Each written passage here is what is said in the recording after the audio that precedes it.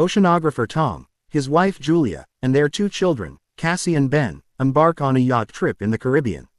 While Tom and Ben are busy fishing, and Cassie is absorbed in her gadget, Julia decides to go for a swim. As she floats in the water, an unsettling feeling comes over her.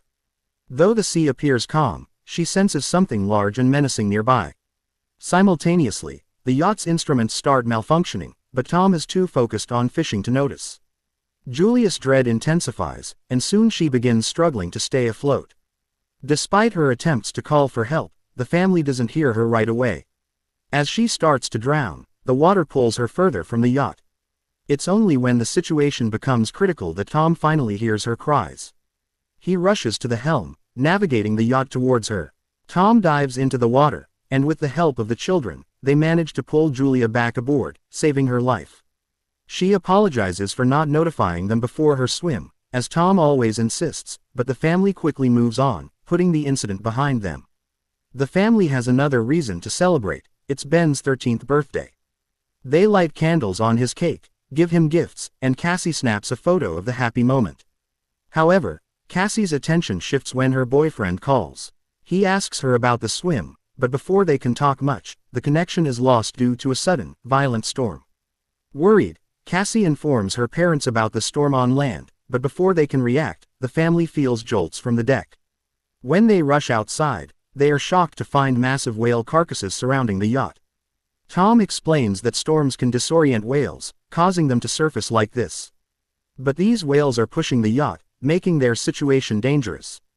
Tom decides to dive into the water to investigate, but he accidentally cuts himself on the yacht's propeller. Back aboard, Julia stitches up his shoulder while Tom explains that the yacht's shafts seem to be bent, possibly from a tail strike by one of the whales. With their yacht damaged, they realize that sailing out might not be an option.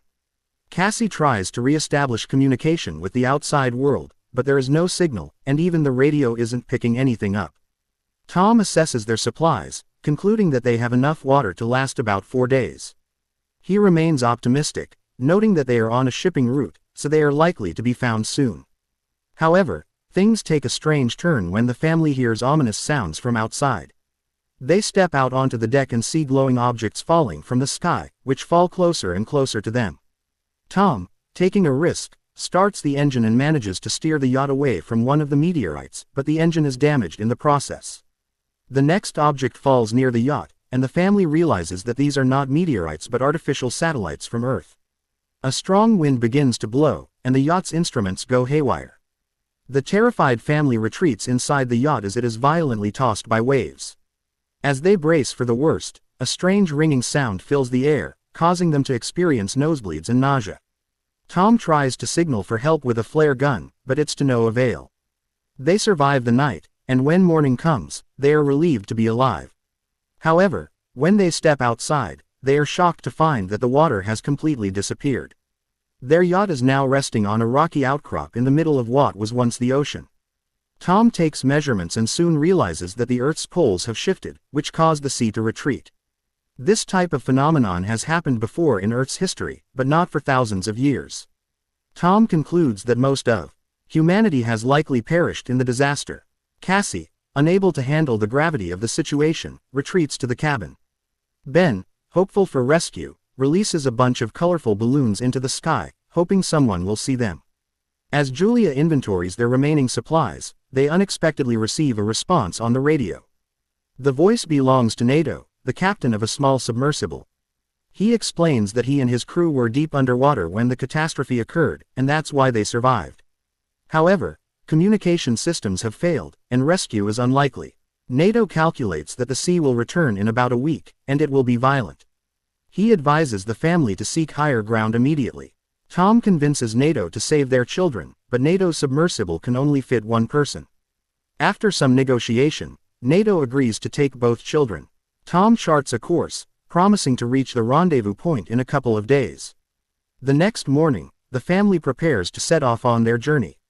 Suddenly, they spot a man with a dog approaching the yacht. Tom greets the man and offers him water, but the man unexpectedly attacks Tom, stabbing him with a spear. Julia rushes to her husband's side, but it's too late. Tom is fatally wounded. Julia runs back to the yacht, the attacker close behind. Though injured, she manages to barricade herself inside. She hides Cassie and Ben in a locker, giving Cassie the flare gun and instructing her to use it only as a last resort. The attacker breaks into the yacht, and Julia hides in the bathroom, watching as the man searches for food in the galley. Armed with a kitchen knife, Julia tries to escape, but the man catches her. As he attempts to strangle her, Cassie shoots him with the flare gun. The flare sets the yacht on fire, and Julia and the children are forced to flee. The yacht explodes behind them, leaving them stranded in the desert-like seabed. They continue their journey on foot, traversing toxic waste fields and piles of human-made trash. Ben becomes severely dehydrated, but they press on. Eventually, they come across the wreckage of an old plane and take shelter inside. Julia shares the story of how she met Tom, hoping to comfort her children. That night, the killer reappears, but Julia manages to stab him, ending the threat once and for all. The next morning, the family encounters a ship surrounded by giant crabs. They try to seek help from the survivors on board, but the crabs break through, killing everyone. Julia and the children manage to escape, but she is wounded. The next day, they find a radio and contact NATO again. He warns them that the sea creatures are emerging because the ocean is about to return. The family finally reaches NATO's submersible, but the journey is not over yet. Julia is separated from her children in a rockslide, but Cassie refuses to leave without her. She rescues her mother just as the crabs close in. They all board the submersible and escape as a massive wave sweeps across the seabed. The family emerges from the submersible to find themselves in a ruined city, carried there by the returning ocean.